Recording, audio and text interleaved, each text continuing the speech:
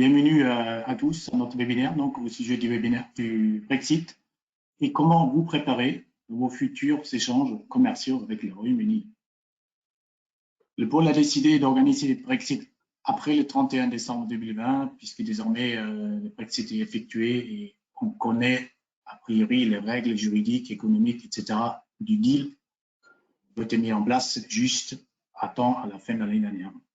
Mon nom est Thilo Schoenfeld, je travaille dans l'équipe permanente du pôle, où je suis essentiellement en charge des activités à l'international, à la fois pour nos membres, bien sûr, mais également pour l'Aerospace Valley eux-mêmes. Tout d'abord, je tiens à remercier nos intervenants ce matin qui visent ensemble à couvrir tous les aspects, les différents aspects et conséquences du Brexit sur le plan industriel, mais aussi sur le plan administratif et légal. Donc, on aura une introduction sur le plan industriel par M. Vincent Goury, qui est le directeur du département des affaires européennes et internationales du GIFAS, suivi par Jonathan Hawkins, directeur of Policy du GIFAS anglais, comme j'ai tendance à dire ADS, suivi par l'intervention de M. Philippe Maslila-Tapi, qui est chef du pôle action économique à la direction régionale des douanes, basée à Toulouse, et puis Maître France Charrier et Nicolas Cullen de la Société des avocats Alti. Vos micros sont coupés. Vous pouvez poser vos questions via petit onglet questions à droite. Vous pouvez les poser au fil de l'eau sans attendre la fin de la présentation. Nous allons alors oralement transmettre vos questions aux intervenants à la fin de la présentation. On vise de terminer vers 11h30 ou plus tard. Le point, le webinaire enregistré et il sera donc disponible en replay sur la chaîne YouTube du pôle Aerospace Valley, on va dire à partir d'après-demain. Les présentations seront également disponibles aux participants et personnes inscrites au webinaire d'aujourd'hui. On va vous envoyer le lien après le webinaire. Après cette petite intro, donc je passe le micro à Vincent Goury, qui est directeur aux affaires internationales et européennes du GIFAS. Vincent, le micro pour toi. Bonjour à tous. Merci pour votre invitation ce matin. Merci Thilo. Je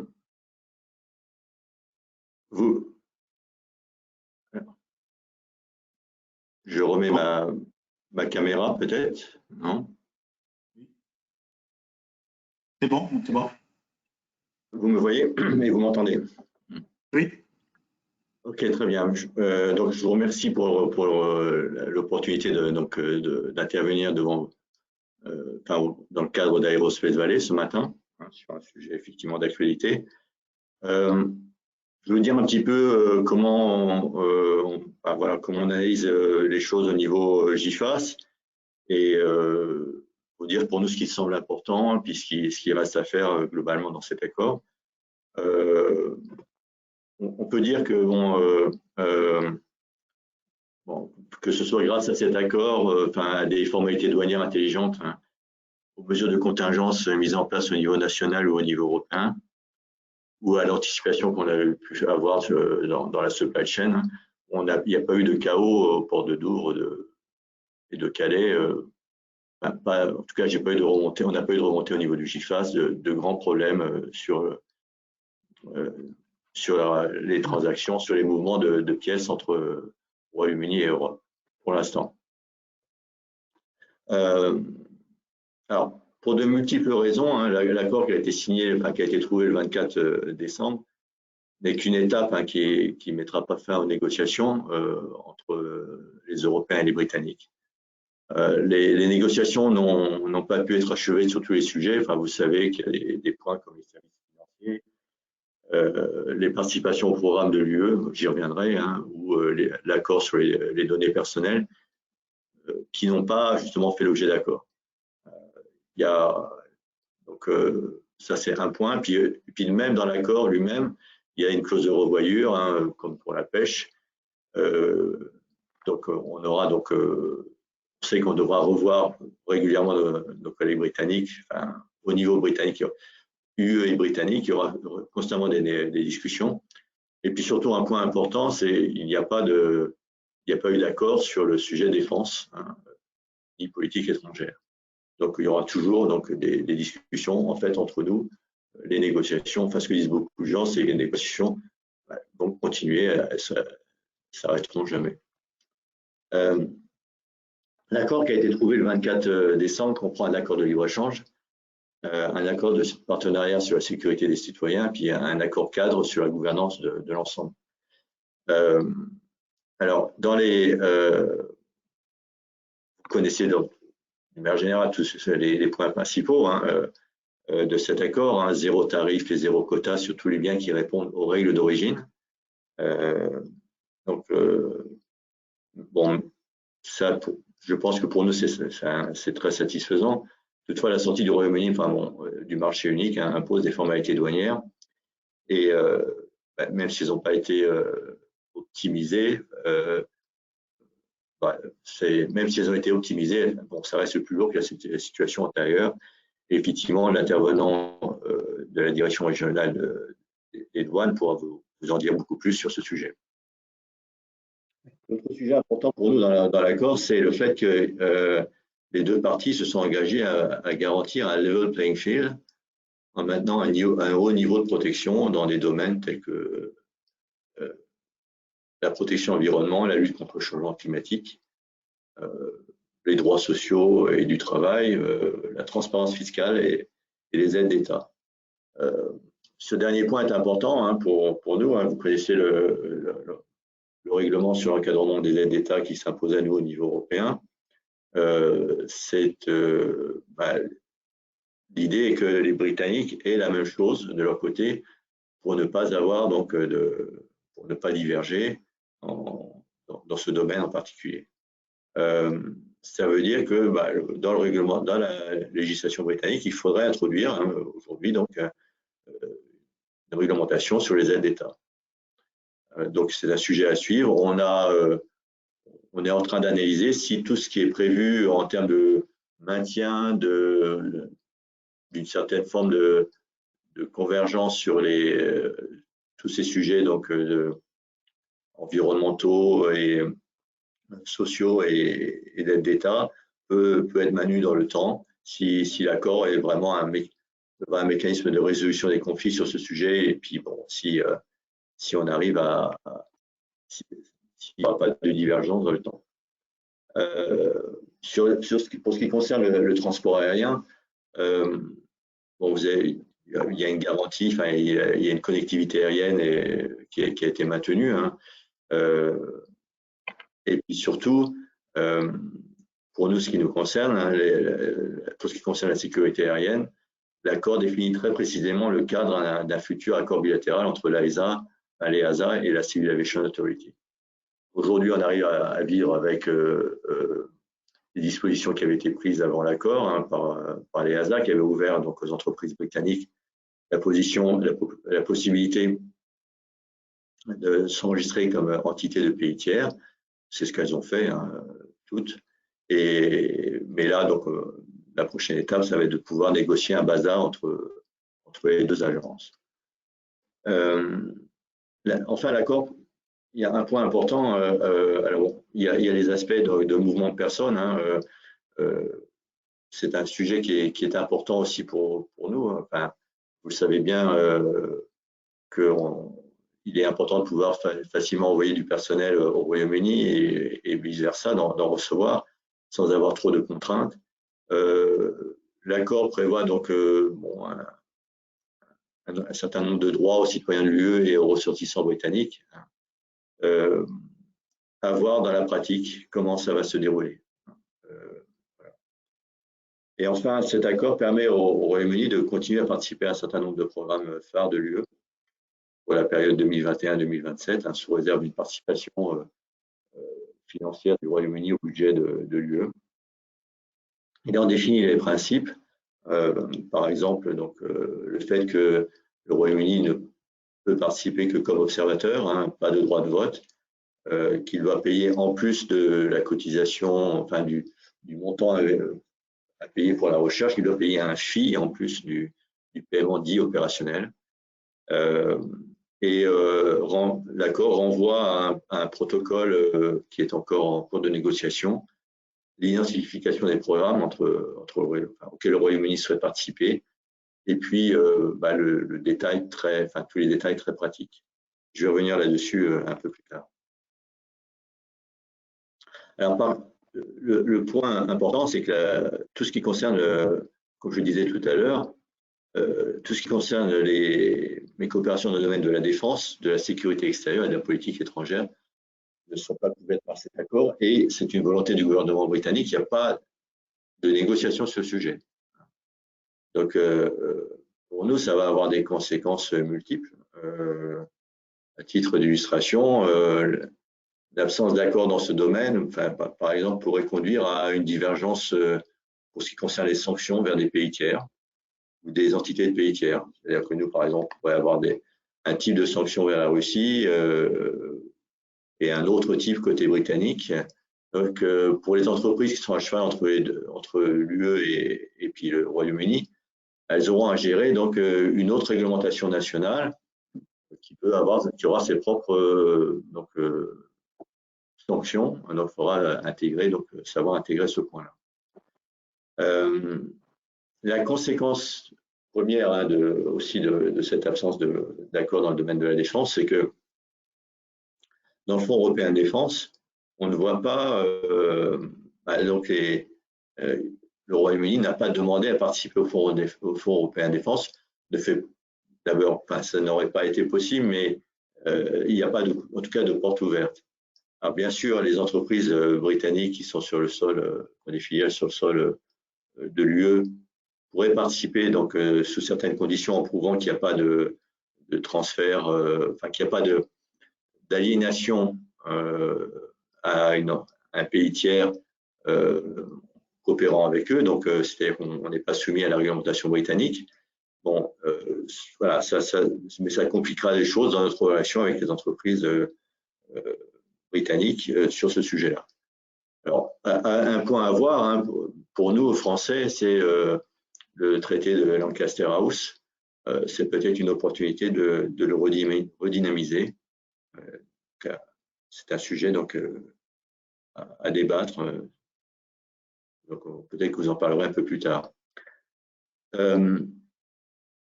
Dans les points, donc, je reviens sur les programmes auxquels je souhaite participer, qui ont été envisagés hein, du point de vue britannique.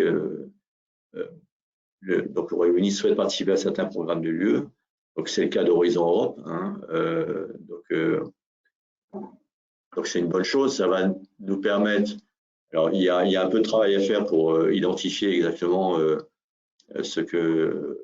les modalités de participation, mais ça nous permet donc d'imaginer que nos collègues britanniques puissent participer donc aux successeurs de Clean Sky, Clean Aviation ou à César, donc tous ces partenariats publics-privés.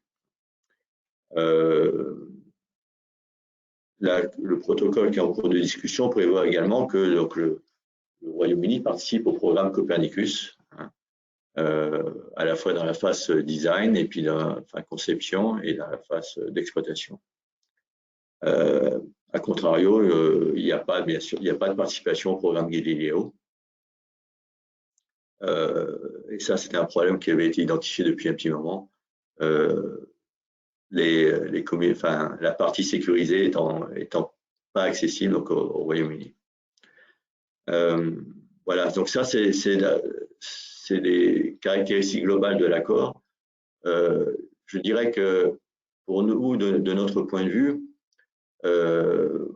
il faut maintenant, la relation qu'on a pu avoir avec l'industrie britannique a souffert beaucoup de ces 4 ans d'incertitude depuis le vote du référendum.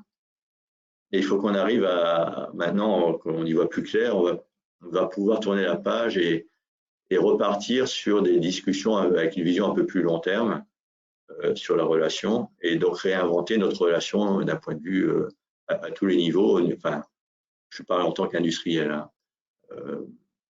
C'est aussi bien nous entre GIFAS et ADS que globalement toutes nos entreprises qui vont pouvoir avoir maintenant une meilleure visibilité sur ce qu'elles peuvent faire avec le Royaume-Uni. Le Royaume-Uni est un marché intéressant hein, pour nos entreprises, outre le fait qu'il y a quelques donneurs d'ordre qui y sont.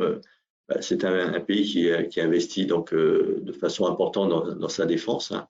Le budget donc est en augmentation sensible, le budget de défense de 5% pour l'année 2021, 2021-2022. Et il y a un effort de recherche important qui continue à être fait au niveau national. L'entité ATI continue à avoir des moyens importants. Donc, au niveau du GIFAS, il nous semble, c'est le thème aussi de votre conférence à Aerospace Valley, là, il faut réinventer cette relation et repartir, enfin réétablir des relations donc, sur une base purement industrielle avec nos collègues britanniques. Voilà. Voilà ce que j'avais à dire en guise d'introduction et je suis à votre disposition plus tard s'il y a des questions. Merci Vincent. Oui, n'hésitez pas donc à poser des questions via le petit carré à droite, questions. Donc là, je propose de donner la parole à Sophie Morel, qui est la directrice du bureau de Toulouse de l'association ADS. Sophie. Oui. Merci beaucoup, Thilo. J'espère que vous m'entendez. Oui. Oui, merci beaucoup, Thilo. Merci de nous avoir invités à ce webinaire. Et merci, Vincent, également pour ce message très positif pour réinventer une relation franco-britannique. Donc, je suis Sophie Morel. Je dirige actuellement le bureau ADS Toulouse. ADS, comme vous le savez, est l'équivalent du GIFAS en Grande-Bretagne, comme l'a précisé Thilo. Donc, c'est Aerospace Defense and Security, la Trade Association for Aerospace Defense and Security en Grande-Bretagne. Nous avons ouvert ce bureau ADS Toulouse il y a plus de 20 ans, donc au moment du lancement de l'A380 et de l'A400M. Et à Toulouse, notre mission est essentiellement de faciliter le business développement de nos sociétés membres, qui sont donc des sociétés britanniques qui cherchent à investir ou à développer leur business en France. Aujourd'hui, je souhaite principalement introduire en français Jonathan Hawkins, qui va faire la présentation donc, sur le Brexit et qui est donc notre directeur of policy ADS basé à Londres. Donc, Jonathan dirige l'engagement d'ADS auprès des parties prenantes politiques et gouvernementales au Royaume-Uni et à l'étranger. Il est bien sûr à la tête de l'équipe ADS politique, économie, affaires publiques et médias, et il supervise l'élaboration de politiques stratégiques, la communication politique et publique et l'analyse économique ainsi que la recherche. Auparavant, avant de rejoindre ADS en novembre 2017, il occupait le même poste à la SMMT, qui est l'association de l'industrie automobile en Grande-Bretagne. Voilà, Jonathan, donc je souhaite te passer la parole pour nous parler aujourd'hui de la vision côté britannique du Brexit. Jonathan, the scene is yours. Good morning, everybody. Thank you very much for inviting me to speak today. It's very good to be with you. I'm going to just give an update really from a UK industry perspective of how we see the UK-EU agreement, just running through a bit about the background, how the agreement was reached. I'll do a bit of an assessment about what the agreement contains for issues relevant to aerospace, and just run through some aviation safety specifics and how we see the agreement being implemented and operating at the moment. So just to start with, just to outline really a kind of a recap politically, how we see the agreement last year in terms of the kind of negotiations. So just as a reminder, the UK obviously left the EU at this time last year in January 2020, and that triggered the transition period until the 31st of December, when the UK was operating under EU rules essentially until the end of the year.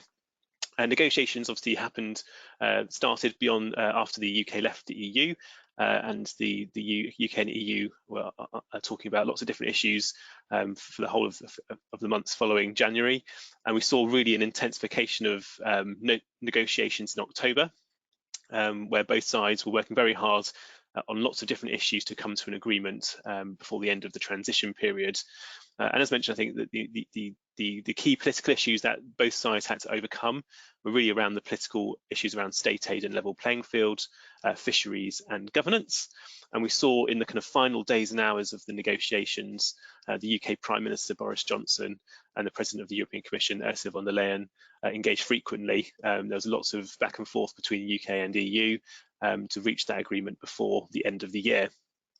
And then just before Christmas, on Christmas Eve, the UK and EU finally had final agreement on a trade agreement, and that was announced on Christmas Eve with a full legal text of the agreement published in the days after that. So just moving on, in terms of the agreement itself, I've just highlighted in a few slides here some key areas in which of relevance to aerospace and ADS sectors. So I'm just going to run through those with some brief bullet points on what those issues mean for aerospace and on our sectors. So I think as Vincent mentioned, you know, one of the key aspects of the agreement was that the EU and UK agreed zero tariffs and zero quotas for goods traded between the UK and EU. There are rules around local content, so rules of origin for qualifying goods, but aerospace products between the UK and EU are unaffected in terms of tariffs due to the existing WTO plurilateral agreement on civil aircraft. The agreement also covers a number of customs and trade facilitation measures. There are measures within the agreement to allow mutual recognition of trusted trader schemes. So we call that authorised economic operator status, which allow for simplifications in terms of customs forms, etc. But that does not remove the need for customs declarations or other administrative procedures to be made for trade between the UK and EU, given that the UK is now a third country to the EU and is outside the customs union and single market. However, there are some aspects within the agreement which do allow for some simplifications to trade.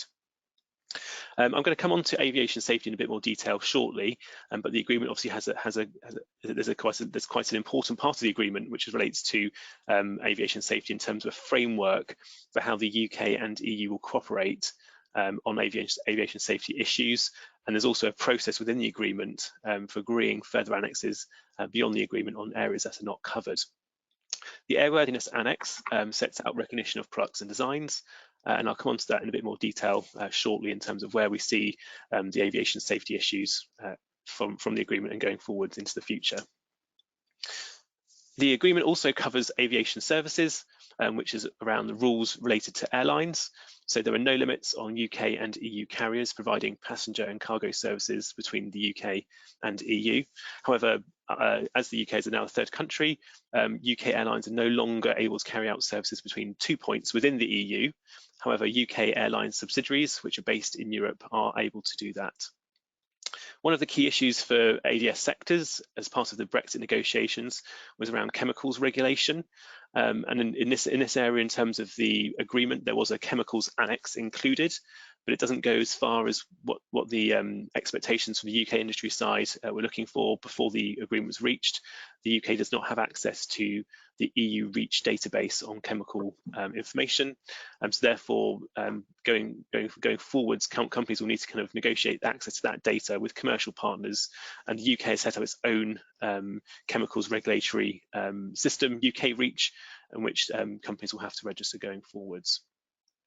On data adequacy, issues related to data are separate to the agreement itself. There's an EU assessment ongoing to understand whether the UK system for data protection is adequate, and that will happen kind of separate to the agreement. But given there was no agreement before the end of the transition period, a bridging mechanism of up to 6 months provides the continuity of free flow of personal data between the UK and EU. Then just moving on to kind of the last kind of few issues in terms of kind of the overview. So in terms of security, there was a new framework for law enforcement and judicial cooperation in criminal and civil matters as part of the overall set of agreements agreed between the UK and EU. This covers the transfer of criminal data, things like fingerprints, DNA and passenger locator records between the UK and EU. But as expected, the agreement does not cover foreign policy, external security and defence cooperation as part of the agreement. On the on collaboration between the UK and EU on research and development, innovation and funded programmes, the UK will associate with Horizon Europe in terms of the framework programme, Copernicus and the EU satellite tracking services, but the UK will pay into those schemes to be part of that going forwards. So that's a positive from our perspective in terms of how the UK will continue to cooperate with European countries to allow the industry to participate in the research and development, particularly around the kind of key aspects that are relevant to aerospace. And as mentioned, given there was no defence agreement within the overall agreement, there's nothing in the agreement related to the European Defence Agency and the European Defence Fund.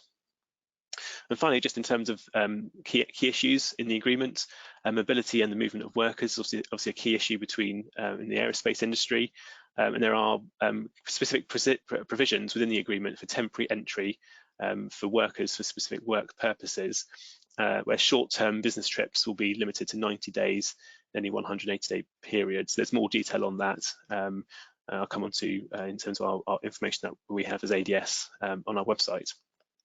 There was also within the agreement a mechanism to agree mutual recognition of professional qualifications in the future. The agreement did not manage to reach agreement on this issue within the time frame, but the agreement does itself outline a kind of pathway into how the UK and EU can discuss and agree those issues moving into the future. So if I just move now on to aviation safety issues in particular.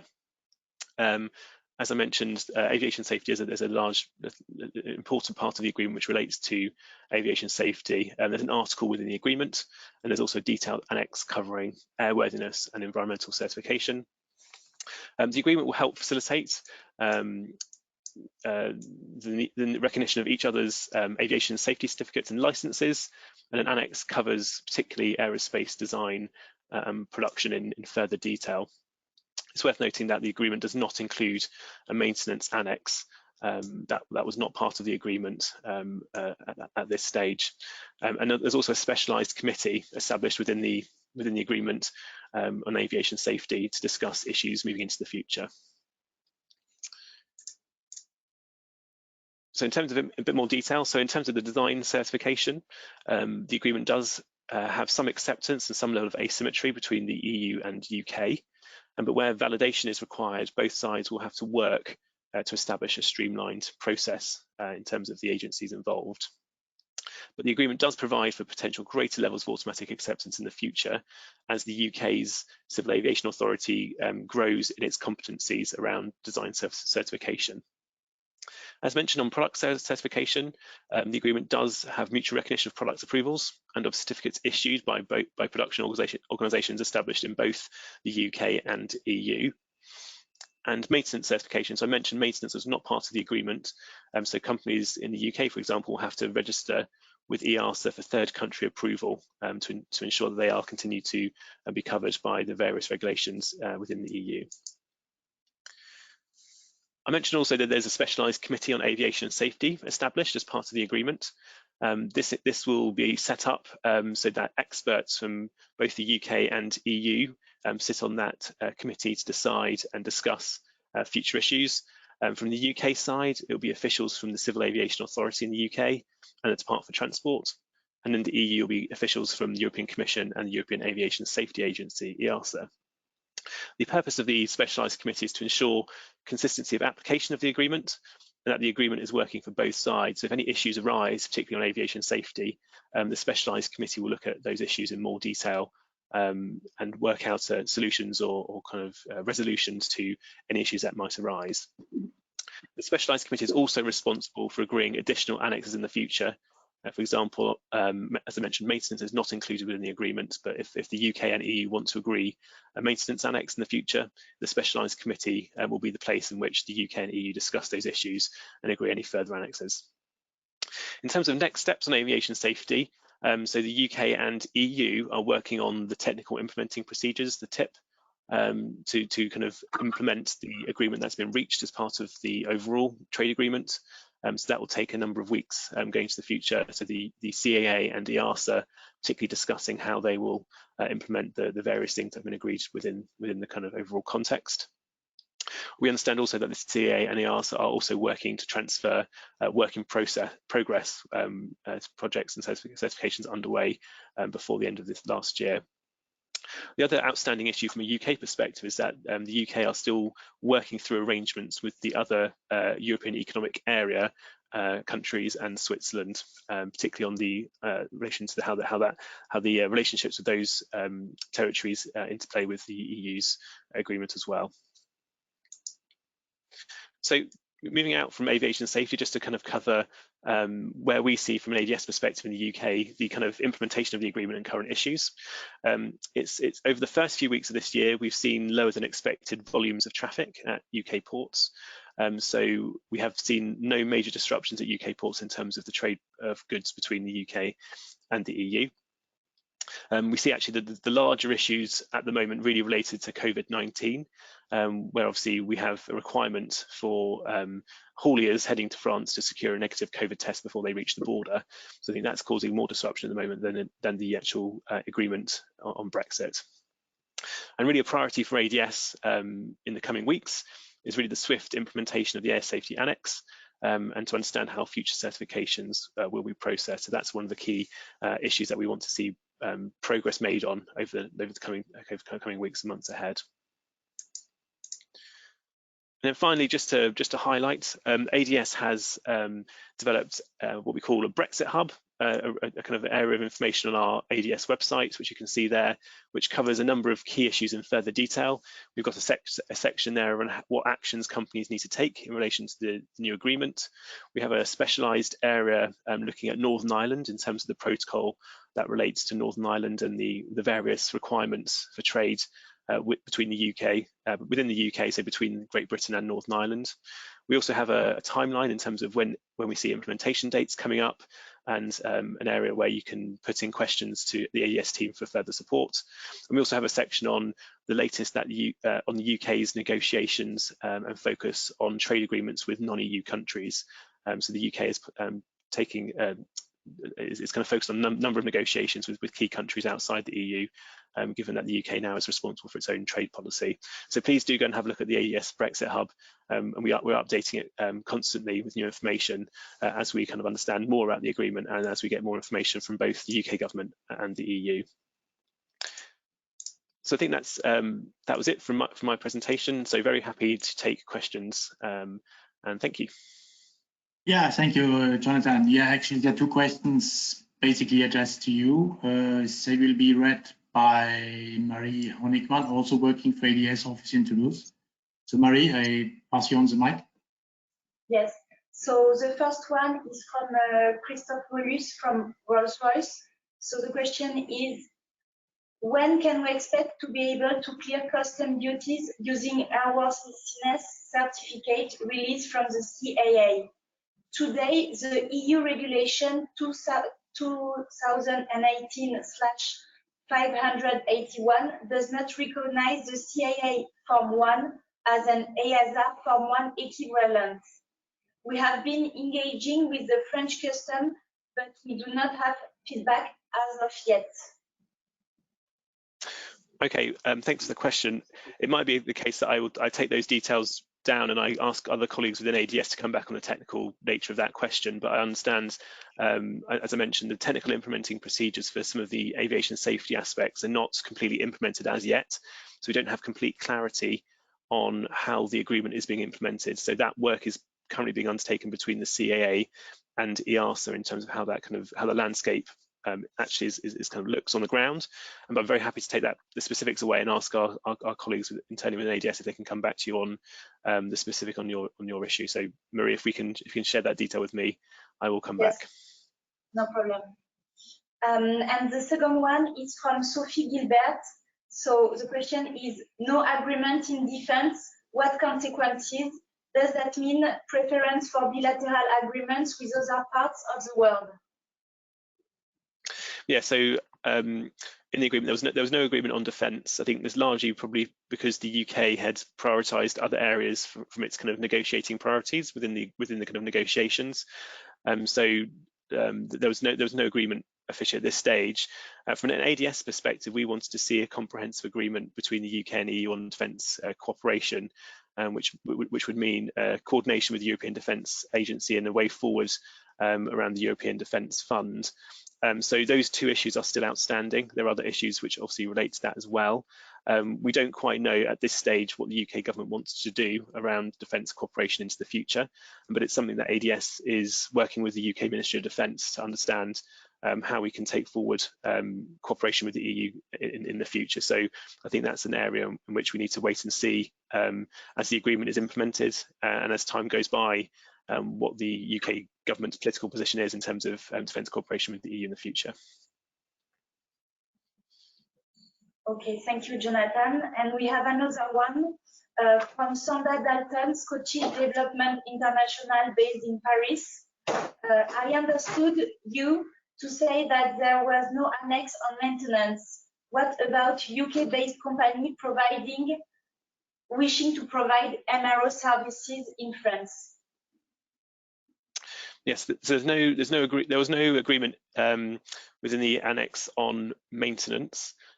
So this issue is will be kind of considered into the future as part of the specialised committee between the UK and EU.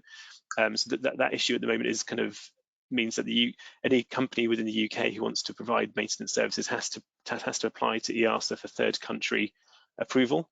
And therefore, there is no mutual recognition at this stage. So if you look onto the UK CAA website, there is advice on third country approval and how to gain that for companies, and some advice around the status of maintenance approvals at the moment. So happy to share that information. It's on our Brexit hub in terms of the UK CAA information as well. So please do have a look on there to understand a bit more around the maintenance side. Thank you, Jonathan. Another question from Olivier Claire. If my understanding is correct, any UK MRO has to apply for Part 145 EASA certification to get ability to issue EASA Form 1 following a repair. No transition period, correct? I have to look at the technical issue around that one. I don't have an answer at the moment on the specifics. I might need to have a look at the question written down so I can pass it on to colleagues to kind of get a specific answer to that one, I think. Okay, so I will give you maybe the contact also, so you can. Please do. Yes, I'll contact the individual and I can pass it on to colleagues within ADS on the specifics. Okay. And I think it is the last one, Jonathan. Thank you. Yeah, thanks again, Jonathan. So I propose to switch back to the langue de Molière en français. Notre prochain intervenant, c'est Monsieur Philippe Masquila-Tapie, qui est donc du pôle Action économique de la Direction régionale des douanes. Monsieur Masquila-Tapie, la parole est à vous. Très bien, merci beaucoup. Merci pour l'invitation également. Donc, je vais essayer de faire relativement bref. Bon, vous comprenez bien que les préoccupations douanières sont très importantes, donc ça va être compliqué en 20 minutes, mais de toute façon, vous aurez la présentation et puis on se tiendra à disposition pour éventuellement d'autres questions. Donc, je suis Philippe Masquila-Tapie, chef du pôle Action économique à la Direction régionale de Toulouse. Et donc, à ce titre, avec le bureau de douanière qui concentre quand même le dédouanement de tout ce qui est aéronautique, spatiale et qui est le bureau compétent pour dédouaner en France 90% des flux. Voilà, on est quand même bien préoccupé comme vous par tous ces sujets-là. Donc, je vais vous faire une présentation en 3 points, qui est d'abord tout ce qui a changé au niveau douanier depuis le 1er janvier. Un petit focus sur la frontière intelligente. Je passerai relativement vite sur les 2 premières parties. Comme je vous l'ai dit, vous aurez la présentation pour après parler un petit peu plus précisément de l'accord qui a déjà été évoqué largement par Jonathan et par le GIFAS pour vraiment rentrer sur le volet accord de libre-échange. Donc, je vais passer la…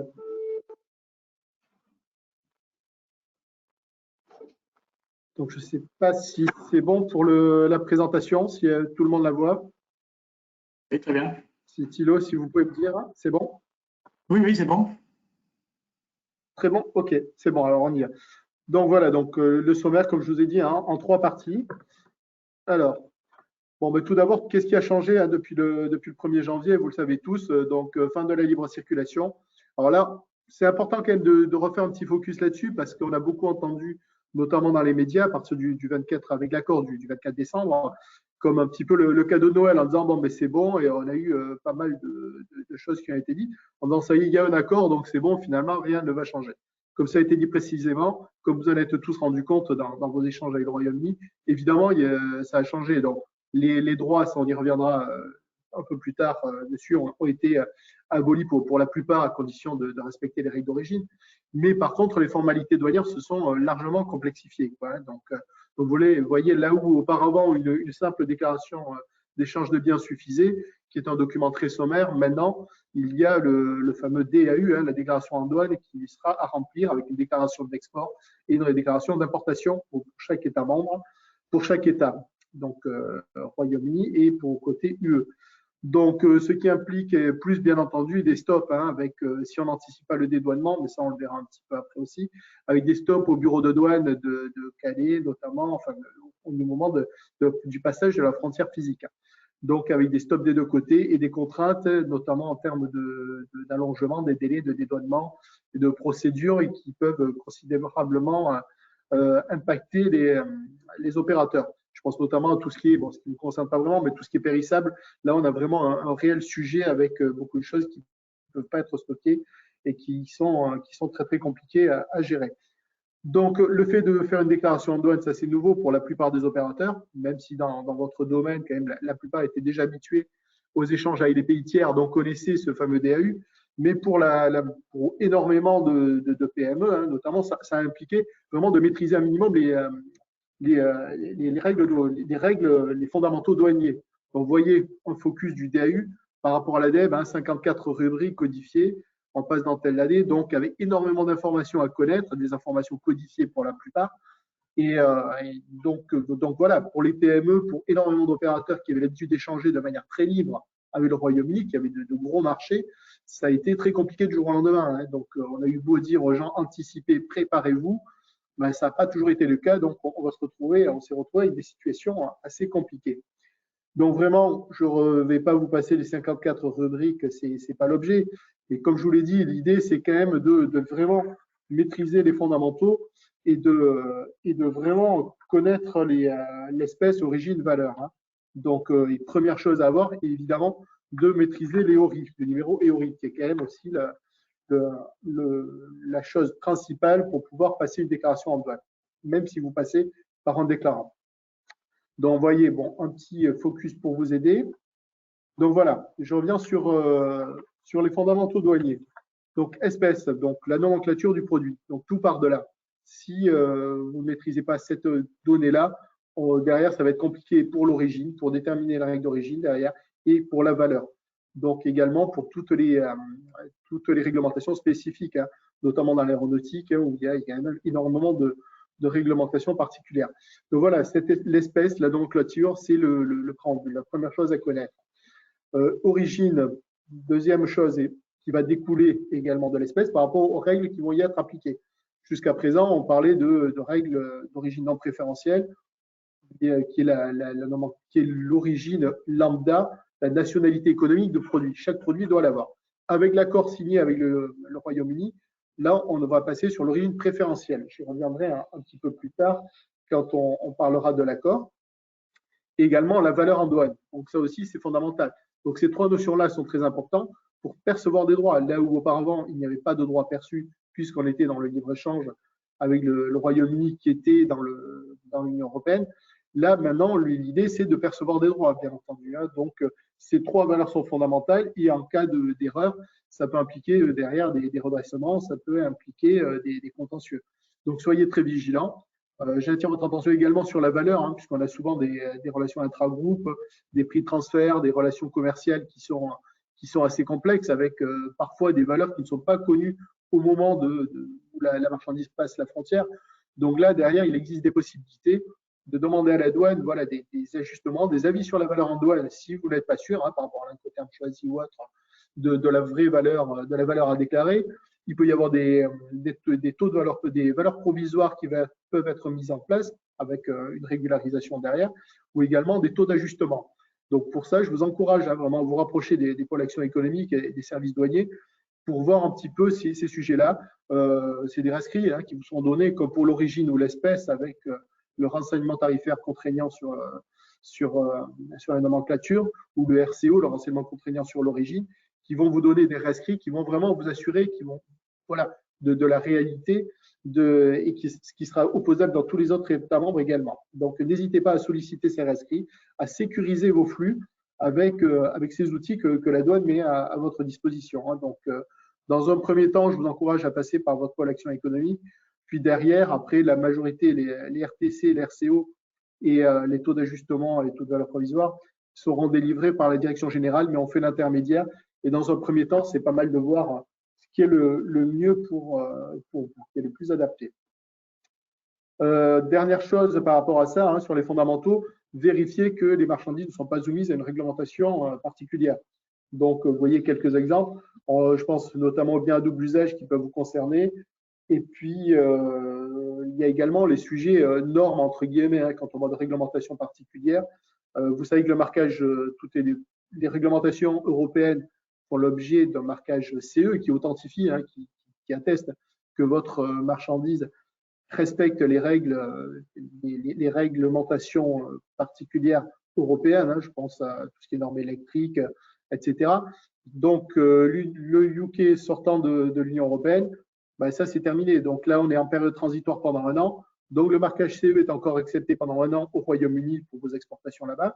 À partir du 1er janvier 2021, ça c'est terminé. Donc, il faudra obligatoirement avoir le marquage UKCA. Donc, voilà. Donc, ce qui implique un recours à un organisme britannique agréé qui lui-même fera vos essais, fera les labos et permettra d'avoir ce marquage. Donc là, il y a encore 1 an pour se mettre, aux normes, si je puis dire. Donc voilà, soyez vigilants, ayez bien ce sujet-là en tête. Nous, au niveau douanier, je pense qu'on communiquera avec la DGE assez largement là-dessus aussi.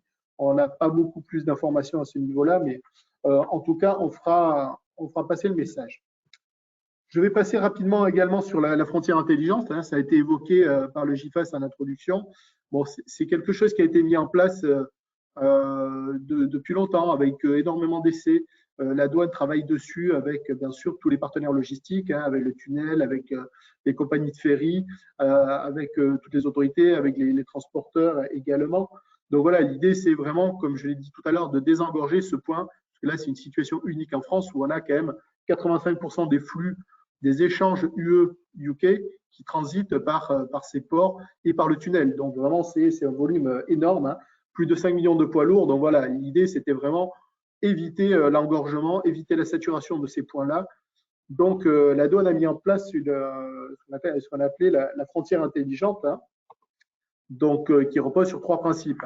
L'anticipation des déclarations, vraiment l'identification des poids lourds avec un appairage entre la déclaration en douane, votre déclaration de transit, avec la plaque d'immatriculation du poids lourd qui, au moment du passage de l'arrivée, par exemple à Calais, avant le tunnel, qui va aiguiller votre camion, donc avec vos marchandises, soit vers un flux vert, donc où là il n'y aura pas de contrôle, il pourra embarquer directement, soit vers un flux orange, où là, soit la déclaration a été mal remplie, soit il manque des informations, soit votre déclaration est mise en contrôle. Et là, il y aura, voilà, ça sera orienté vers un flux où là, il faudra contacter voir les services douaniers qui vous aideront à compléter les documents. Donc voilà, l'idée de cette frontière intelligente qui, comme ça a été dit tout à l'heure en introduction, fonctionne plutôt bien. On n'a pas assisté au gros chaos qui était annoncé, qui était prévu par certains. Ça a pas mal fonctionné. Donc voilà, par contre, j'attire vraiment votre attention là-dessus. Pour que ça fonctionne, il faut que les déclarations soient bien remplies et que les chauffeurs aient le maximum d'informations. On l'a vu encore, il y a eu quelques problèmes au début avec le transit, avec des incompréhensions également, des petites difficultés avec le côté britannique. Donc voilà, tout ça est en train petit à petit à rentrer en ordre. Mais honnêtement, vu le volume des flux, vu les enjeux, je trouve que c'est pas si mal que ça par rapport à ce qui aurait pu se passer, quoi. Donc vraiment, anticiper, que vos équipes soient vraiment au courant de l'importance de bien renseigner tous les documents. Si vos documents sont bien remplis, bah derrière, ça sera beaucoup plus fluide et il n'y aura aucun blocage et vos marchandises passeront sans problème. Hein. Donc voilà, vraiment l'idée, c'est, comme je l'ai dit, l'anticipation et l'importance de bien remplir tous les documents. Alors, une autre petite, quelque chose qui peut vous être utile également, c'est l'enveloppe logistique. Je vous laisserai lire dans le détail. En gros, l'idée, c'est de déposer plusieurs déclarations en douane dans une seule enveloppe, rattachée en gros à un seul camion, à une seule cargaison. Donc là aussi, beaucoup de facilité hein, par rapport au chauffeur qui, lui, n'aura qu'un code à donner à la douane, enfin au moment de passer, au moment de scanner ces déclarations, alors que dedans, il y aura potentiellement plusieurs déclarations. Donc ça aussi, c'est quelque chose qui est vraiment dans l'objectif de facilitation des échanges. Enfin, pour terminer sur ces mesures de facilitation, hein, donc je parlais vraiment d'anticipation, de points d'engorgement, comme vous l'avez vu, hein, c'est très compliqué. 85% des flux qui passent par le transmanche. Donc l'idée, c'est d'anticiper. On a dû créer des infrastructures hein, sur Calais, sur les ports du Nord. On a embauché pas mal de personnel. On y a dû créer avec Nihilo hein, un bureau de douane également à Calais, qui n'existait pas jusque-là, puisque le tunnel il a été ouvert après l'ouverture du marché commun. Il n'y avait aucune utilité. Donc, on a créé pas mal de choses, mais malgré tout, voilà, ça a ses limites. Ça reste une sorte de goulet d'étranglement. Donc, si vous pouvez anticiper, si vous pouvez mettre en place des titres de transit, si vous pouvez utiliser des DCN, des dédouanements centralisés, le dédouanement centralisé national, pardon, en faisant vos déclarations d'export dans les bureaux internes, dans les bureaux intérieurs, Bladiac par exemple, hein, pour ce qui nous concerne sur le secteur aéronautique, spatial et militaire, et bien entendu pour tout ce qui concerne le dédouanement sur la région d'Occitanie. Voilà, n'hésitez pas, utilisez ces bureaux, ça permet vraiment de désengager. Le transit, ça on met en place et derrière votre marchandise est dédouanée au moment d'arriver.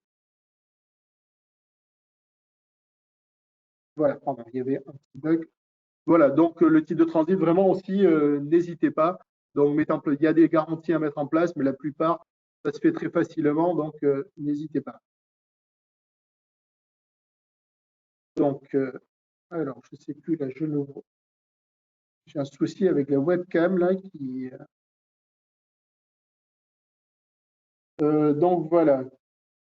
Donc, je vais passer à la partie suivante. Alors, je ne sais pas si vous voyez bien, parce que là, j'ai un petit souci. Ici, on voit vos planches et on vous entend. C'est un peu coupé, mais on vous entend. Oui, ça coupe par moment. Voilà. Alors, oui, j'avais un truc qui s'était affiché qui n'était pas prévu. Alors, attendez. Ah. Alors, je reviens. Désolé, hein, c'est un problème technique. Voilà. Donc, je reviens donc sur la troisième partie, hein, donc qui va être sur l'accord avec le Royaume-Uni. Bon, comme ça a été dit, c'est un accord inédit hein, qui était un peu inespéré, qui tombait comme cadeau de Noël le 24 décembre. Donc, avec beaucoup de choses, hein. Donc, l'accord fait entre 1200 et quelques pages. Inédit, pourquoi? Parce que, comme ça a été dit, bah, du jour au lendemain, on passe à zéro hein, pour les droits de douane. Pas de contingent, droits de douane à zéro pour la majorité pour l'intégralité des produits, à condition de respecter, bien entendu, les règles d'origine prévues dans l'accord. Donc ça, c'est énorme de point de vue des échanges. C'est énorme pour ça. En général, un accord de libre-échange est négocié sur de très longues années, souvent 10 ans. On a un démantèlement tarifaire, là aussi, qui est très progressif, souvent. Là, ce n'est pas le cas. Donc, l'idée, ça a été vraiment de faire un accord de libre-échange plus. On avait parlé pendant un moment du modèle canadien, du modèle Pan-Euromed ou autre. Finalement, ce n'est pas ce qui a été choisi. C'est quelque chose vraiment d'inédit. Hein. Donc, même si ça se rapproche en termes de contrôle des règles d'origine de l'accord avec le Japon qui a été signé récemment. Donc, il faut vraiment voir vraiment le travail qui a été fait en un temps record, hein, même si on a l'impression que ça traîne. Par rapport aux autres accords de libre-échange, ça a été quelque chose vraiment d'inédit. Hein. Donc, ça, faut vraiment l'avoir en tête. Hein. Donc, voilà. Alors, comme on l'a dit, donc, taux de douane, les droits de douane sont à zéro pour la plupart des marchandises, à condition de respecter les règles d'origine. Toutefois, les règles de l'OMC, comme ça a été dit par Jonathan également précédemment, impliquent des taux à zéro déjà, et notamment énormément dans l'aéronautique. Donc, si votre taux erga omnes est déjà à 0, aucune utilité d'aller sur l'accord, d'avoir des preuves d'origine, d'avoir des règles, d'aller vérifier vraiment si on respecte les règles d'origine. Donc là, vous êtes à 0, donc pas besoin d'utiliser l'accord. Donc vraiment, c'est très simple là-dessus. Il n'y a pas de problème. Donc 2 outils très importants pour ça. C'est le site Access to Markets qui a été mis en place par la DG Trade, hein, qui remplace MADB pour ceux qui connaissaient, hein, Market Access Database. Donc, qui vous permet vraiment de voir à l'instant T si votre produit est soumis à des droits de douane ou pas, tout simplement, et à des réglementations particulières. Ça marche dans les 2 sens. Dans le sens importation en France, dans l'UE, vous avez le site RITA Encyclopédie, qui également va vous permettre d'avoir un panorama complet de la réglementation et des droits de douane qui s'appliquent à vos produits. Donc voilà, quelques exemples. Hein. Par exemple, si on prend les voitures automobiles, donc l'ESH, hein, je reviens sur les fondamentaux, donc sur la nomenclature à maîtriser, qui donne un taux, le TEC de l'UE à 10%, et un taux qui est à 10% et qui tombe à 0 dès qu'on utilise l'accord. Donc là, important de respecter les règles d'origine qui vont s'appliquer sur la nomenclature de votre produit. Donc ça, c'est prévu dans l'accord. Il y a tout un volet sur les règles d'origine. Navigation aérienne, pareil, on est à 2,7 sauf suspension tarifaire, etc. Je vous laisse voir les autres. Donc, effectivement, dans ce domaine-là, on a beaucoup de suspensions tarifaires. On a évoqué une question qui a été posée tout à l'heure à Jonathan là, par Rolls-Royce. Donc, je confirme la question des CAV, des certificats d'aptitude au vol. On a sollicité, on en a parlé avec la direction générale. Hein. Bon, c'est le bureau dans lequel je travaillais auparavant avant d'être en poste ici. Donc, c'est vrai que je connais assez bien le principe. Et là-dessus, c'est compliqué parce que effectivement, on n'a pas la solution. On n'a pas le règlement n'a pas été mis à jour. Donc, reste le doute pour ces CAV délivrés par les autorités britanniques. Donc, il y a des chances pour qu'un soit accepté, mais pour l'instant, ce n'est pas le cas. Donc, pour ceux qui seraient émis par les autorités britanniques, si vous n'avez que ça, à l'heure actuelle, il faudra payer des droits dessus, et en espérant que derrière, le règlement communautaire, lorsqu'il sortira, s'il permet d'utiliser ces CAV britanniques délivrés par les autorités britanniques, il y aura bien entendu, vraisemblablement, en tout cas, une rétroactivité qui sera écrite dans l'accord et qui permettra derrière de bénéficier de remboursement des droits de douane. Donc là, c'est un choix qui a été fait. Là, on est sur des ressources propres, donc on n'a pas la main dessus. Hein. On attend le règlement de la Commission européenne et malheureusement, on les a sollicités, on a relancé la Commission européenne et on est toujours en attente. Donc, à voir, je pense qu'au niveau du GIFAS peut-être et de son homologue britannique, de mettre un petit peu aussi un coup de pression sur la Commission sur ce sujet-là pour avoir des réponses le plus rapidement possible parce que là, vraiment, ça va engendrer des coûts. Donc, voilà. Là, je vous ai mis la petite infographie qui a été publiée par la Direction générale des douanes, hein, qui, je trouve, est très lisible et qui permet vraiment de voir, de comprendre de manière très facilement si on doit utiliser l'accord, en gros, les règles d'origine de l'accord ou pas. Voilà, je vous laisse, vous l'aurez avec les liens actifs. Donc, voilà, si je suis déjà à 0, pas besoin d'aller sur l'accord, donc c'est bon, il n'y a pas de difficulté. Si le produit est soumis à des droits de douane au titre du TEC, de l'UE ou du Royaume-Uni, là, il faut que mon produit respecte les règles d'origine préférentielles qui seront prévues dans l'accord. Et à ce moment-là, on va solliciter la préférence dans la déclaration de douane. Et il faudra derrière pouvoir justifier de l'origine préférentielle de votre produit. Donc là, je vais détailler un petit peu là-dessus. Donc, vous voyez, là, vous avez le lien dans l'accord, hein, le texte de l'accord est publié. Donc, il faut aller dans le protocole origine, comme pour chaque accord, en fait, hein, pour vraiment vérifier quelles règles s'appliquent à mon produit. Donc, ça, c'est très important. Regardez par rapport à la nomenclature et derrière, on vérifie ça. Donc, comment solliciter concrètement dans la déclaration? Le code 300, hein, qui est classique pour tous les accords, dans le case 36 de préférence, dans le code GB. Et ensuite, donc, dans les documents, donc là, on va parler de la preuve de l'origine. Vous sollicitez le traitement tarifaire préférentiel. Donc, s'il y a un seul... Et si c'est sur le système REX, ce sera le 818. Donc, je vais revenir rapidement là-dessus. Donc, la connaissance de l'importateur, ça, c'est quelque chose qu'on a découvert dans l'accord avec le Japon. qui a été impliqué. Donc là, comme le nom l'indique, la charge de la preuve de l'origine en cas de contrôle sera sur l'importateur. Ce qui veut dire que vous êtes un opérateur basé en France, vous exportez vers le Royaume-Uni. C'est votre importateur au Royaume-Uni qui devra avoir connaissance au moment du dédouanement, qui devra avoir toutes les preuves de l'origine préférentielle de votre produit. Donc, attention avec ce sujet-là. C'est très bien dans les relations intra-groupes, c'est très bien lorsqu'on a des relations de confiance, mais ça va vous obliger parfois à donner potentiellement des secrets de fabrication, donner des noms de vos fournisseurs, de vraiment toute votre chaîne d'approvisionnement. Donc, il y a tout le côté quand même secret des affaires là qui peut être mis en danger, quoi. Donc ça, vraiment, soyez vigilants là-dessus, quoi. C'est quelque chose bon, qui est pas trop, nous, on n'a pas trop l'habitude dans l'Union européenne. On est vraiment sur le système REX, là, que je vais évoquer après. Sur le Japon, ça s'utilise, on n'a pas trop de retour là-dessus. Donc là, c'est vraiment une relation de confiance, j'ai envie de dire, entre les deux parties. Donc, faites attention, parce que contrairement à la deuxième solution, hein, qui est vraiment, qui va être vraiment pardon, je vais passer un petit peu vite, qui va être donc la solution classique, voilà, bon, en fait, j'ai inversé, donc qui est l'attestation d'origine telle qu'on la connaît, avec l'enregistrement d'un REX, donc un register exporteur, qui va dire que vous êtes exportateur enregistré, donc à ce titre, bah, vous attestez de l'origine juste sur la facture, hein, donc sans être dans REX, si c'est moins de 6 000, en étant enregistré dans REX au-delà de 6 000. Là, en cas de contrôle derrière, a posteriori, ça va se jouer de douane à douane. Donc, c'est l'exportateur qui a vraiment toute la responsabilité. Donc, si vous exportez vers le Royaume-Uni, ça va être vous. Donc, en cas de contrôle, les douanes britanniques vont s'adresser aux douanes françaises qui vont faire l'intermédiaire et qui, elles, viendront vers vous. Donc, si vous voyez, il y a une petite sécurité en plus par rapport au système précédent que j'ai évoqué. Donc, voilà, ça, c'est le système classique tel qu'on le connaît, hein. Donc voilà là-dessus. Donc bon, j'en ai terminé. Donc oui, alors comme je disais là, vous avez les deux solutions. Le choix n'est pas figé. Vous pouvez utiliser la connaissance de l'importateur sur certains contrats. Vous pouvez utiliser REX dans l'autre. C'est vraiment pas figé. Ça, c'est vous qui avez la main là-dessus par rapport à vos contrats commerciaux, par rapport à ces choses-là. Donc vraiment, soyez vigilants sur les contrats, ce qui est prévu, sur l'utilisation des incoterms également. Voilà, tout ça, c'est dans le cadre, encore une fois, de la préparation des contrats. Mais voilà, il faut le border, bah, comme avec les échanges dans les autres accords, comme avec le Japon, comme avec le Canada ou tous les autres types d'accords.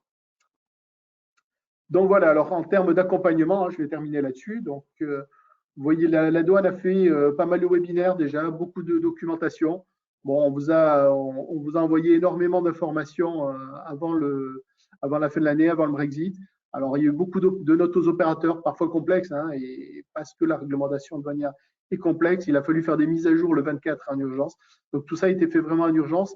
Donc, toutes ces notes, maintenant, sont vraiment, les notes aux opérateurs sont consultables sur le site douane.gouv.fr, qui a une rubrique Brexit qui est très complète, qui est mise à jour régulièrement, avec des tutos, des foires aux questions, énormément de choses, et le guide de préparation qui, lui également, est mis à jour et qui est vraiment qui a vocation à être quand même exhaustif et vraiment très complet. N'hésitez pas à le consulter. Vous avez également, donc, bien entendu, les pôles action économique, hein, qui font le relais, hein. Vous avez la MA2E pour les fédérations, hein, je pense au GIFAS, hein, puisque vous les connaissez bien, qui font l'intermédiaire avec la direction générale. Mais je vous encourage vraiment à passer par votre pôle action économique. Donc, sur la région Occitanie, on va avoir Perpignan, Montpellier et Toulouse. Bordeaux sur la Nouvelle-Aquitaine, Bayonne et Poitiers également. Donc voilà, vous avez la liste des pôles action économique également. Je vous ai mis le lien sur le site, donc qui sont là pour vous renseigner. Donc n'hésitez pas à solliciter si besoin, hein, des rendez-vous personnalisés. On est là pour ça. On a une cellule d'accompagnement aux entreprises sur Toulouse avec 2 personnes qui reçoivent, qui peuvent vous recevoir, soit en présentiel, se déplacer ou également faire des consultations par téléphone ou autre, donc pour voir vraiment quelles procédures douanières sont les plus adaptées à votre trafic. Donc voilà, on est à votre disposition. Vous avez le mail de la boîte fonctionnelle du pôle action économique de Toulouse. N'hésitez pas à nous solliciter. Donc je suis désolé, ça a été quand même assez rapide, le sujet est dense, mais voilà, on est en tout cas, je suis prêt à prendre les questions s'il y en a. Et puis si on ne peut pas répondre aujourd'hui, on vous répondra derrière par courrier. Voilà, je vous remercie pour l'attention. Merci, beaucoup d'informations en effet. Donc là, pour l'instant, une question de M. Ferrand.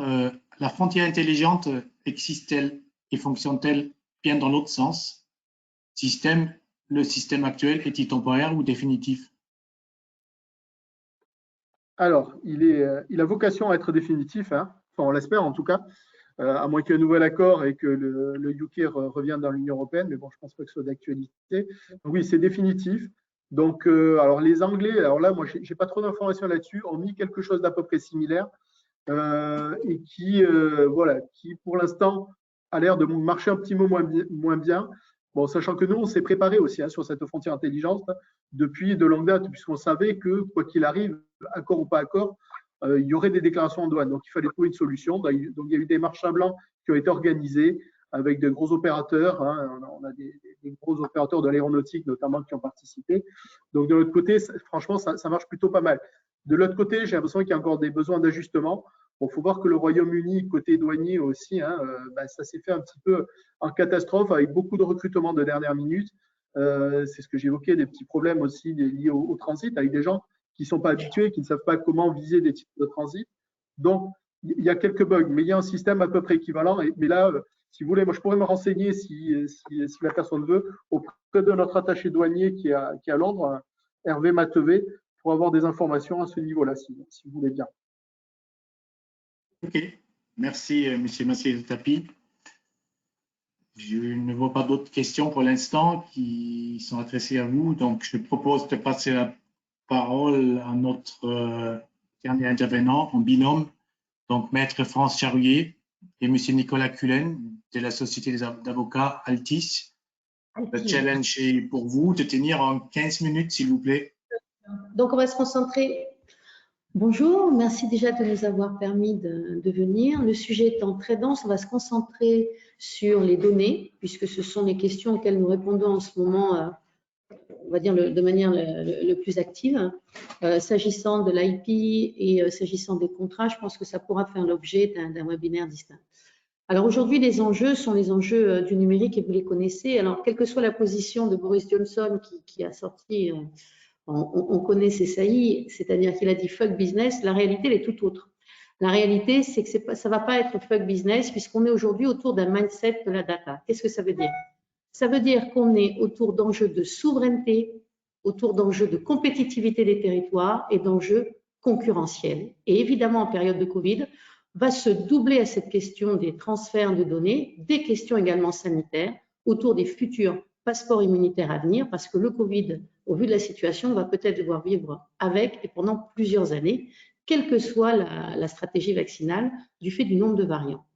Donc, on va vivre dans un autre monde et cet autre monde, eh bien oui, il va être numérique. Alors, pour vous donner un peu de chiffres, que nous dit le Syntec numérique et TechUCA? Ils nous disent que 75% des flux de données du Royaume-Uni sont réalisés avec l'Union européenne. Ça veut dire quoi? Ça veut dire qu'il y a un enjeu économique colossal, surtout quand on sait que la balance excédentaire pour l'UCA, rien que sur le numérique, sur cette voie numérique, ça se traduisait par 100 milliards de dollars. Alors, quels sont les enjeux post-Brexit? Eh bien, vous les avez. Oui, il va falloir maintenir les flux de données entre les territoires, mais il va y avoir des clés de fonctionnement, il va y avoir des réflexes pratiques si on veut garder des leviers de performance et d'innovation. On a réussi à le faire au cabinet, puisque moi j'ai accueilli un Anglais à la personne de Nicolas. On doit également, évidemment, protéger le consommateur parce qu'on est dans une dynamique de données propres, à l'instar des énergies propres. Le RGPD, au départ, il est fait pour lutter contre la gloutonnerie des GAFAM, mais surtout pour tenter de garder la plus-value associée à l'exploitation de la donnée. Sans data de qualité, on n'aura pas des intelligences artificielles compétitives. Et c'est d'autant plus prégnant aujourd'hui sur la guerre sanitaire, entre guillemets, à laquelle se livrent les États et les laboratoires. On est dans une guerre économique. Donc aujourd'hui, la privacy, évidemment que c'est bon pour le business. Je ne donnerai qu'un chiffre là encore. La start-up qui est devenue maintenant une espèce de licorne OneTrust, qui rien que sur le business de la privacy fait environ 1,4 milliard, je crois, de milliards. Il y a également, et tout à l'heure, M. Latapi l'a indiqué, la nécessité de préserver l'actif informationnel des acteurs économiques sur nos territoires. On a parlé de secret des affaires, ben oui, pour les données non personnelles, mais la problématique, c'est que la donnée, eh ben, elle a un statut poreux. Qu'est-ce que ça veut dire? Ça veut dire que le statut de la donnée, il va évoluer dans le temps. Ça peut être des données techniques, telles que du SAV sur des véhicules, sur des avions ou autres. Ça peut être des données publiques. Ça peut être des données non personnelles, ça peut être des données anonymisées, et ça tourne aujourd'hui dans une société de l'information avec les risques de recoupement. Donc, le RGPD, il faut en avoir les clés de répartition et les clés de fonctionnement. Alors, quel est le problème que nous avons avec le Brexit? Le problème que nous avons avec le Brexit, ça va être d'abord de définir votre stratégie.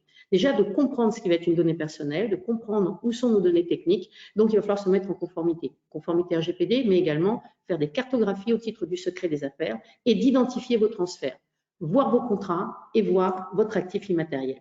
Alors, quand je dis que la privacy est bonne pour le business, au vu de l'excédent, on va dire, commercial des services britanniques dessus, vous comprendrez, et au vu de la capitalisation boursière des GAFAM, 5 000 milliards de dollars, et ça, c'est important, et de la stratégie dans laquelle s'inscrit l'Europe aujourd'hui avec le Digital Service Act et le Digital Market Act et la loi sur les données à venir.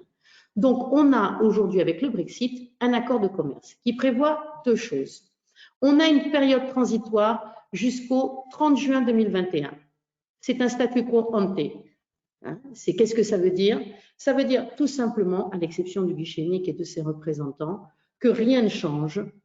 Jusqu'à présent, on va considérer que le Royaume-Uni est un pays dit adéquat. La difficulté, c'est qu'après le 1er juillet 2021, le Royaume-Uni va être considéré comme un pays tiers. Ça veut dire quoi? Ça veut dire qu'on va avoir des restrictions sur les transferts de données, sauf décision d'adéquation.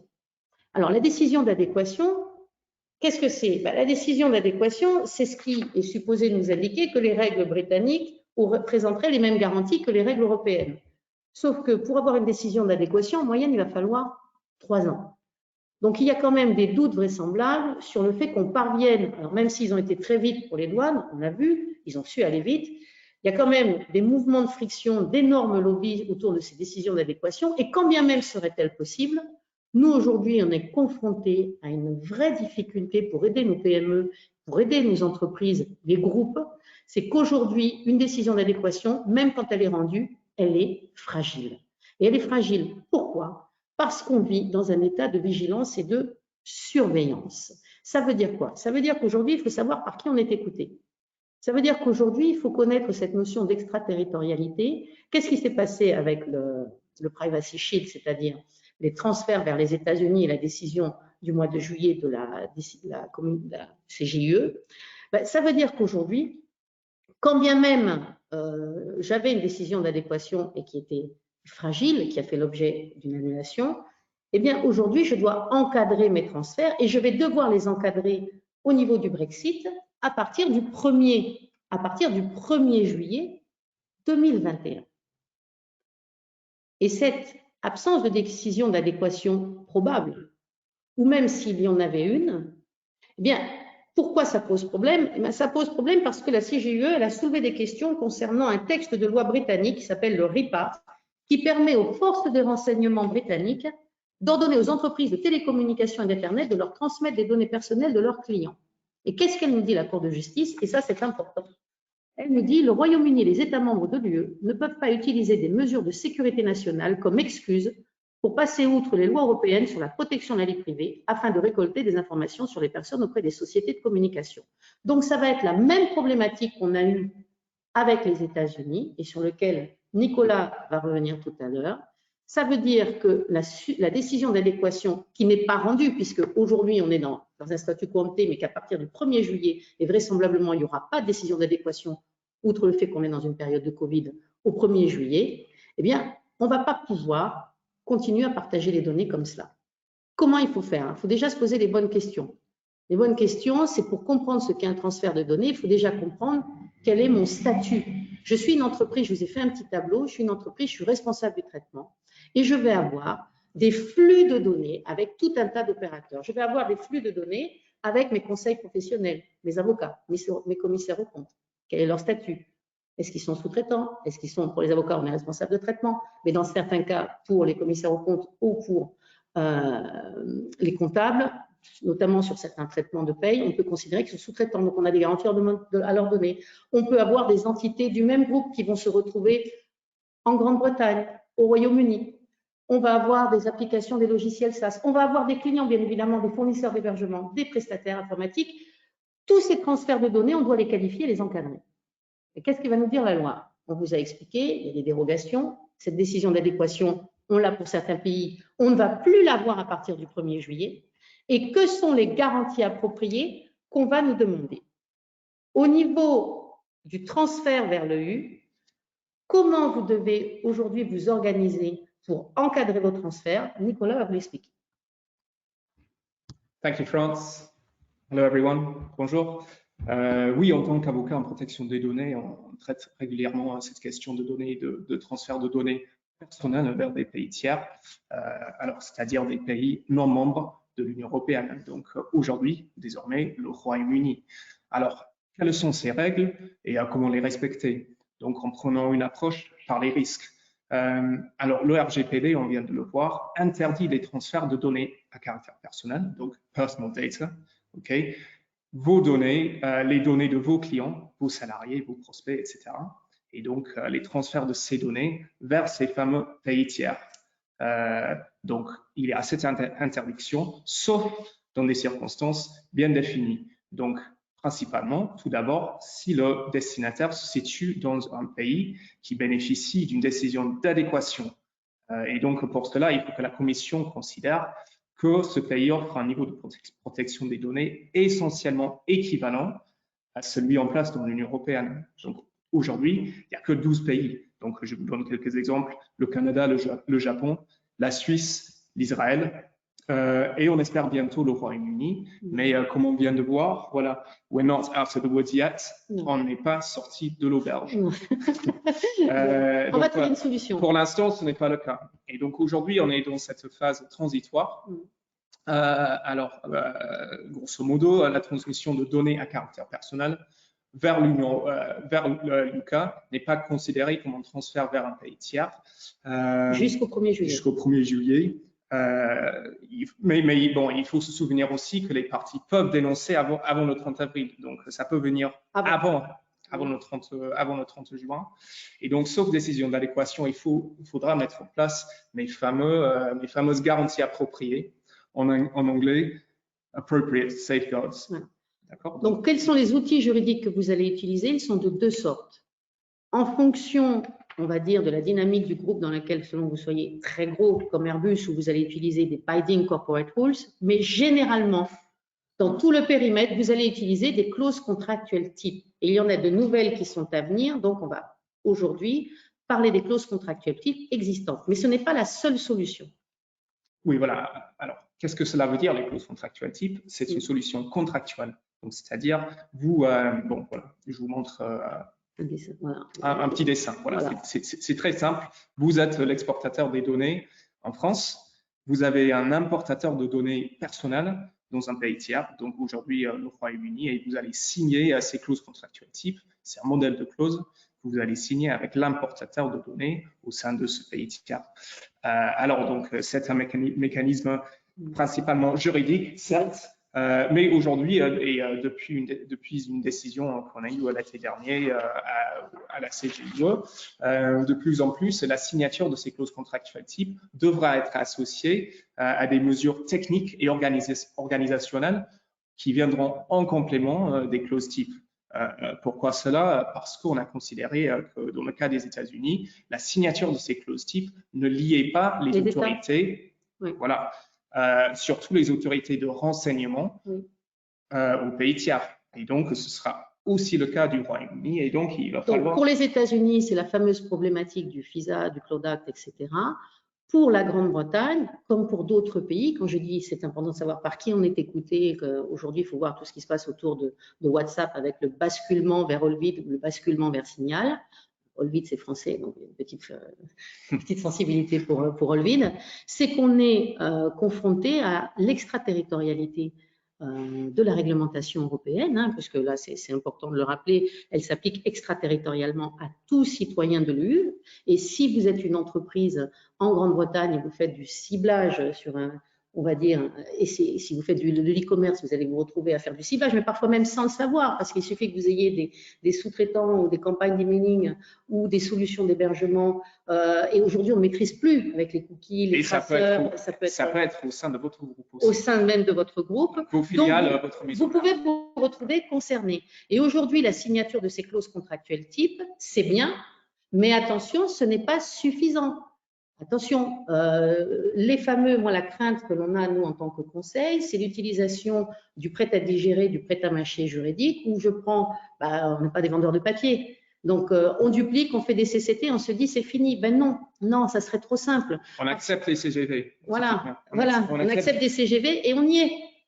On y est. Donc aujourd'hui, la difficulté à laquelle vous êtes confrontés, c'est que du fait des décisions de la CJUE, où on comprend deux choses. Un, que les décisions d'adéquation sont par nature fragiles parce qu'elles ne lient pas les États, parce qu'il y a des services de renseignement gloutons qui ont des injonctions d'où qu'ils viennent, c'est les États-Unis, ça peut être la Russie, et c'est la Grande-Bretagne, et c'est la France dans votre cas, hein, pas être chauvin, que vous avez, au-delà de ces CTT, la nécessité d'analyser la réglementation dans laquelle vous allez vous retrouver à exporter ou importer vos données.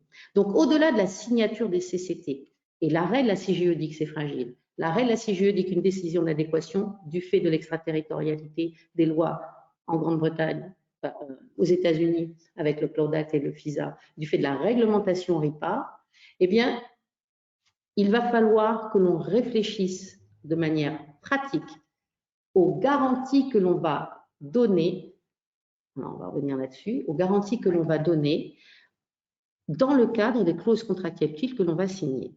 Alors, ça veut dire quoi?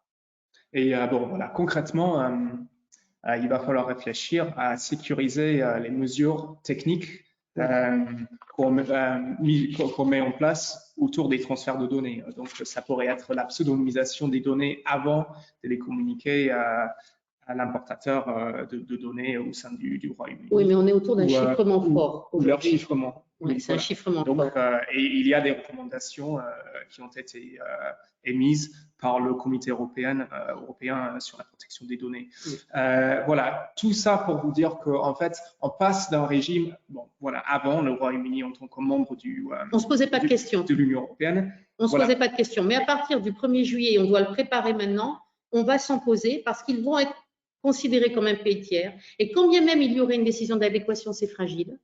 Et vous devrez donc, par précaution, si vous êtes un très très gros, vous avez des Binding Corporate Rules, vous allez le régler dans le cadre des Binding Corporate Rules. Si vous êtes plus vraisemblablement un opérateur de taille moyenne qui n'est pas concerné, qui n'est pas en capacité rapidement de faire des Binding Corporate Rules, vous allez devoir faire des signatures de clauses contractuelles type, mais pas seulement. Vous allez devoir vous livrer une analyse de la réglementation, c'est-à-dire comprendre qui écoute quoi, comment il écoute, et quelles garanties techniques vous allez devoir mettre en place pour sécuriser vos données. En clair, c'est du red tape. Hein. C'est comme pour les douanes. C'est exactement pareil. Oui. J'ai beaucoup apprécié la présentation tout à l'heure de Philippe. Alors, qu'est-ce qu'il faut faire?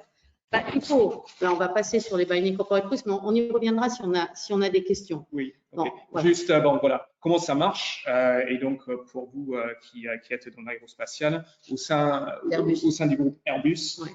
Entre autres, il y a des Binding Corporate Rules qui encadrent les transferts de données au sein d'un même groupe. Donc, théoriquement, une filiale d'Airbus en France pourra envoyer des données à une filiale d'Airbus au Mexique sans d'autres formalismes, oui. Parce qu'on a des Binding Corporate Rules qui lient l'ensemble du groupe et qui ont été approuvés par la CNIL ou par oui. une autre autorité indépendante. Mais attention. Par ailleurs, à partir de maintenant, la CNIL anglaise, qui s'appelle l'ICO, oui, l'ICO, ne pourra plus approuver ces Binding Corporate Rules, bien sûr, parce que voilà, les Britanniques, on ne fait plus partie de ce mécanisme.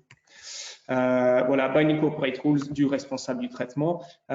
Juste pour que vous le sachiez, il y a aussi dans certains groupes, je pense à ADP, Sopra, RH et autres, il y a ces Binding Corporate Rules du sous-traitant BCR oui. Processor, ce qui permet aux membres d'un groupe multinational de traiter des données des clients n'importe où dans le monde. Voilà. Mais encore une fois, cela, c'est pour les très gros. Oui.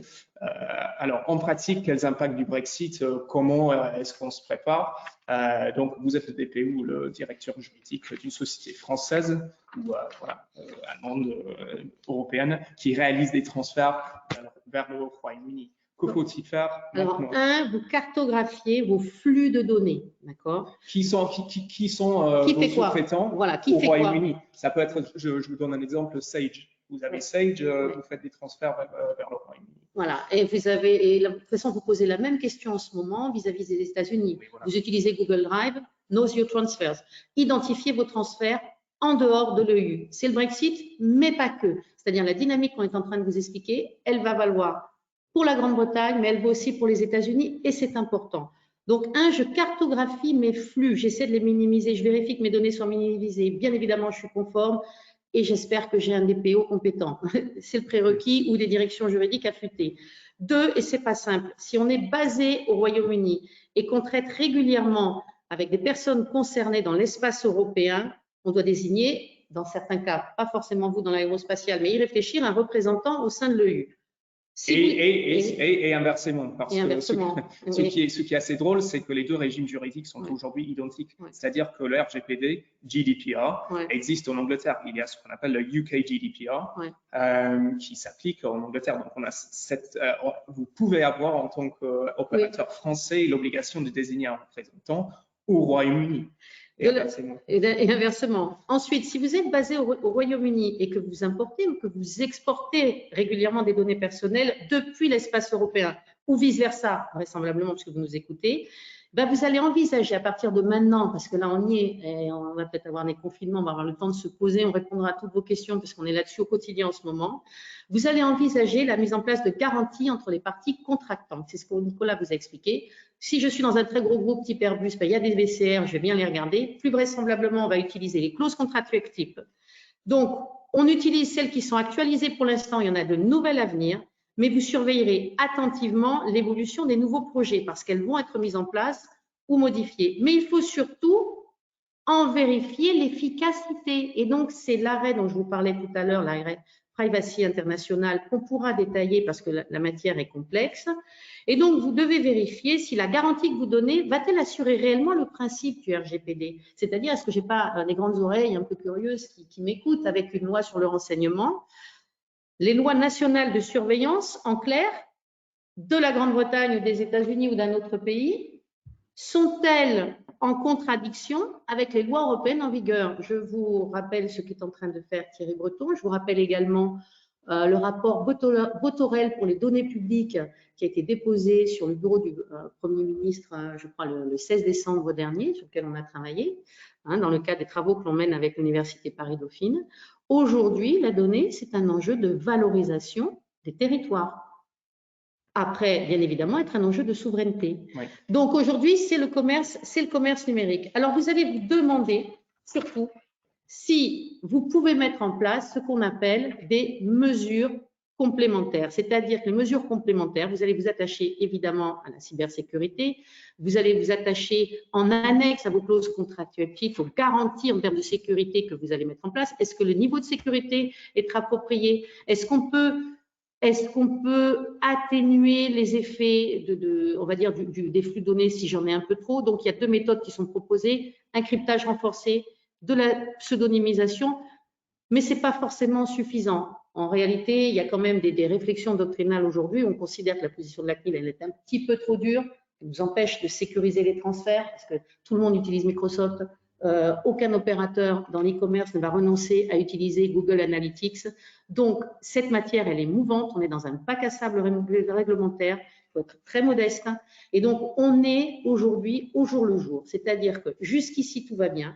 On encadre les transferts avec des clauses contractuelles type ou des BCR, mais surtout, on n'oublie pas le bon sens, c'est-à-dire quelles sont les garanties techniques appropriées que je vais devoir mettre en place et quelle est l'analyse à laquelle je vais me livrer et que je vais documenter, parce que c'est ça la comptabilité en termes de RGPD, je vais documenter tout ce que je fais. Donc, j'ai des livrets de sécurité à mettre en place, j'ai du chiffrement fort dans certains cas, Et dans d'autres cas, je ne peux pas le mettre en place parce que les données, j'en ai besoin en clair. Eh bien, je vais documenter pourquoi j'en ai besoin en clair. Et nous, en tant que conseil, et le fait qu'on travaille aussi avec des universitaires et qu'on pousse un peu sur une espèce de pragmatisme, on est dans une société de l'information. On va basculer sur une société de la transparence vraisemblablement, sous la pression de ce qui nous arrive en ce moment avec le Covid.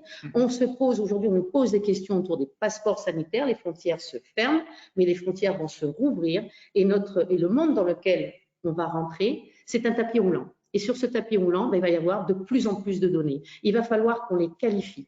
Quels sont-ils? Quel est mon statut? Je suis responsable du traitement, je suis sous-traitant, je suis responsable de traitement conjoint. Quel est l'accord d'échange de données que je vais mettre en place?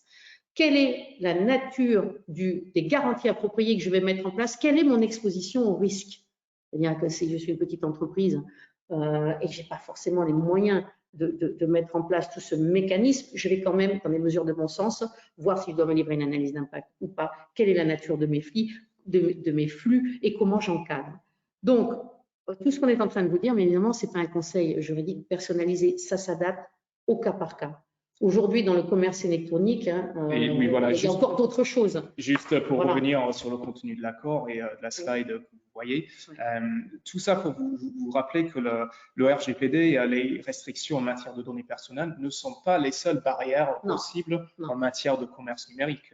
Donc, c'est pour ça qu'il y a un titre de l'accord qui traite le commerce numérique et notamment les contrôles possibles sur les flux de données. Donc, en l'occurrence, les parties s'abstiennent d'exiger, par exemple, le stockage de données. Donc, et là, on ne parle plus de données personnelles. Exiger le stockage de données, tout court, sur le territoire donc, de l'Union européenne ou du Royaume-Uni.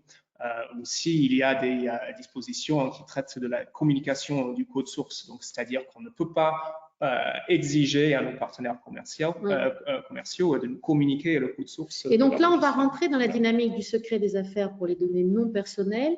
Lorsque vous mettez en place, et vous êtes tous en train de le mettre en place tout doucement, quel que soit votre niveau on va dire de compliance, de la protection des données personnelles, c'est assez simple de mener et de se livrer à une cartographie du secret des affaires en même temps. Ça procède de la même dynamique.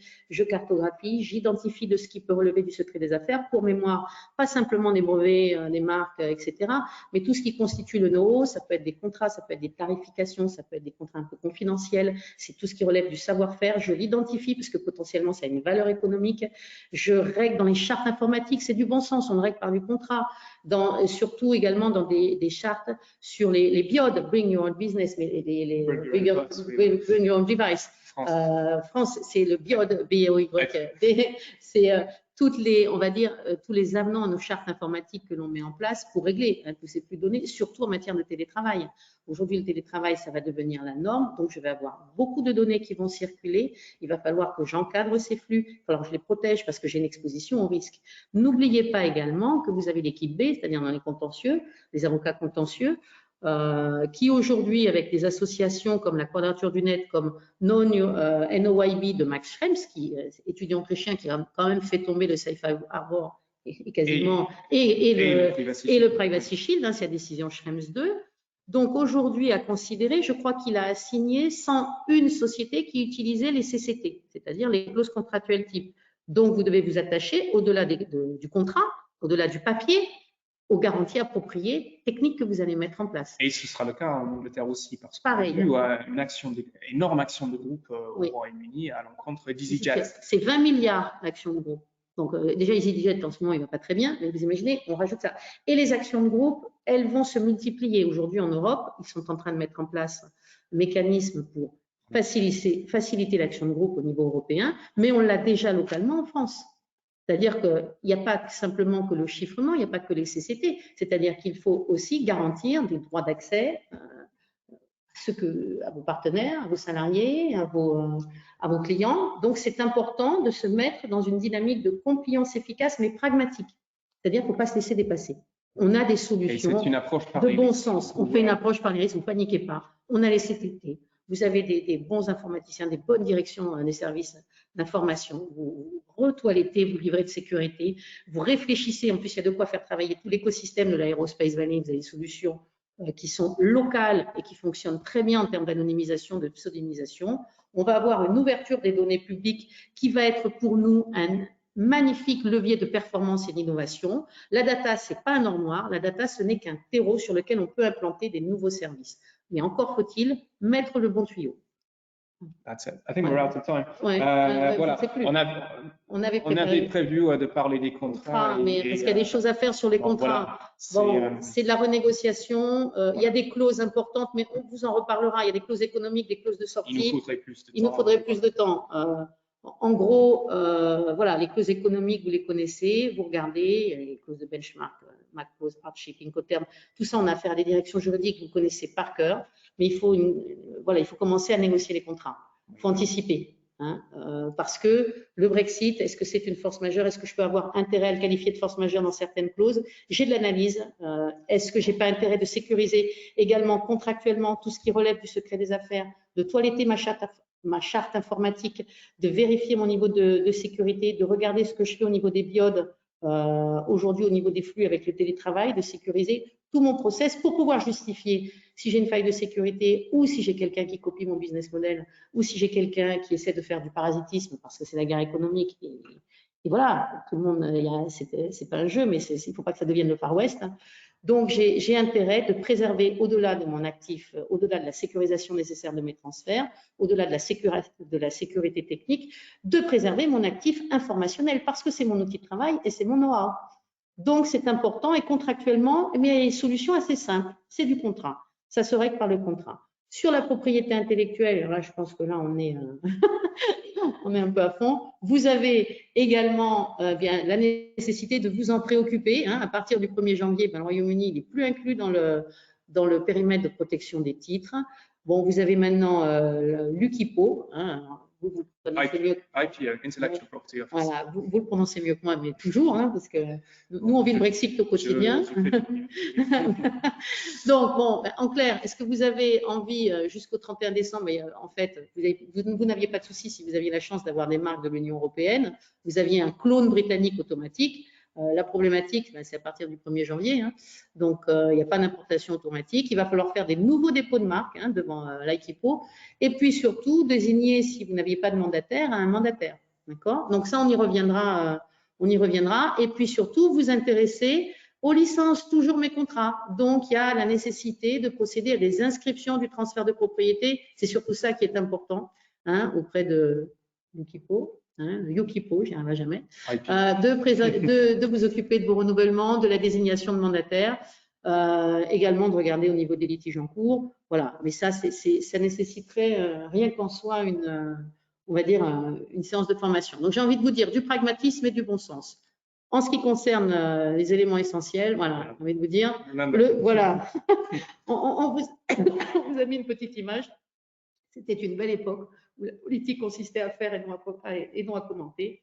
Voilà. Maintenant, j'ai envie de vous dire, on a réussi, nous, le Brexit au cabinet. On fait venir des Anglais. On a eu beaucoup de demandes d'Anglais qui viennent sur nos territoires en Occitanie. Je ne doute pas que les flux entre entreprises, pour autant qu'il y ait du bon sens, quand il y a une volonté, il n'y a pas de souci, on trouve toujours l'outil. Et nous, on est là pour les imaginer. Donc là, du coup, on n'a pas de questions pour l'instant. Donc, dans tous les cas, la présentation sera diffusée à tous les participants. Et s'ils ont des questions, on vous les retransmettra par la suite. Donc, nous allons clôturer ce webinaire. Merci à tous de votre participation. Merci de votre implication. Et à bientôt pour un prochain webinaire. À bientôt. Au revoir. Au revoir.